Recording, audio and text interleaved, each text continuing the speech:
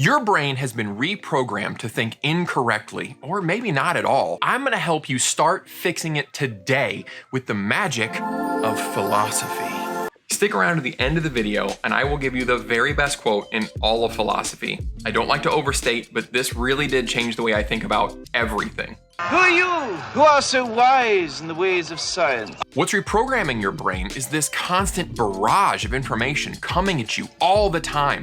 You're being told what to think, do, like, hate, but never why. Philosophy is all about asking the question why, then digging for answers and getting rid of the useless stuff. It teaches you how to investigate effectively so you don't lie to yourself with softball questions. You want to look smart, answer their question with your own question and then answer that question. How does it teach you to do this? You get to watch other people do it and learn from them. It's the best way to do anything. When you read philosophers, you get to watch their thought process in solving problems. Then you can model that process for your own problems. Take these two guys, for example. David Hume, Immanuel Kant. They were trying to answer questions about thoughts and ideas. The technical term is epistemology. Kant even had a pretentious name for his theory called the transcendental aesthetic. I'm not just like the rest of you. I am better! It's exactly the kind of stereotypical stuff you are probably thinking of when you hear the word philosophy. What are ideas? Where do thoughts come from? How do we know what we know? Admittedly, it's kind of vague and pointless, except that you get to watch these guys' process of solving these weird nebulous problems. Philosophy is all about problem solving and breaking problems down into tiny pieces and questioning why we think what we think about every one of those little pieces. And then once we have an idea, we put them all back together and see if it holds up. See, if you can follow along when David Hume questions where do ideas or impressions come from, then you can take that same way of thinking and apply it to things that you think are important in your life. And here is where the magic happens. Disagree with these guys. Seriously, when you read philosophy, disagree. These guys don't have the market cornered on a higher way of thinking. They're not always right. Some of these guys have downright stupid ideas. When you can understand their argument and think clearly enough to break it down and offer a disagreement, that's when you're really doing philosophy. Here's an easy way to start. Get a copy of Plato's Republic. This is a really easy book to read because it's written like a conversational dialogue. And as you're reading it, pretend that you're gonna give a speech about why Plato is dead wrong. This should be easy because some of the ideas he puts forward are batshit crazy. Hey kids, come here, family meeting. Listen, the town that we live in is actually your mom, not the lady that we live with. Also, each of you has a chunk of metal wrapped up in your soul, okay? Good talk, thanks. The first thing you're gonna have to do is really understand his argument, which is a key component missing in modern discourse.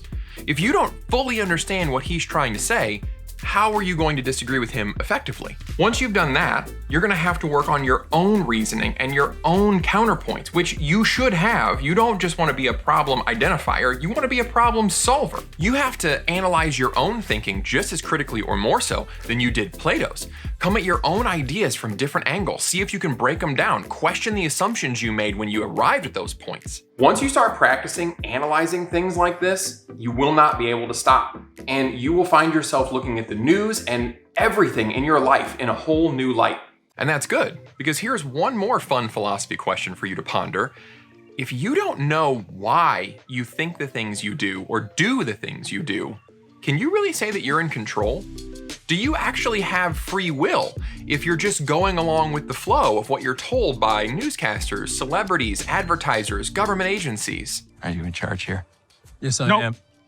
Wrong. Okay, I promised I was gonna give you the very best quote in philosophy, and unsurprisingly, it even comes from the best school, Stoicism. Look, philosophy asks and answers lots of interesting questions, but the Stoics were practical. They were interested in how to live a better life right now, today. Look at these guys. This is one book. This is actually 3 books in here.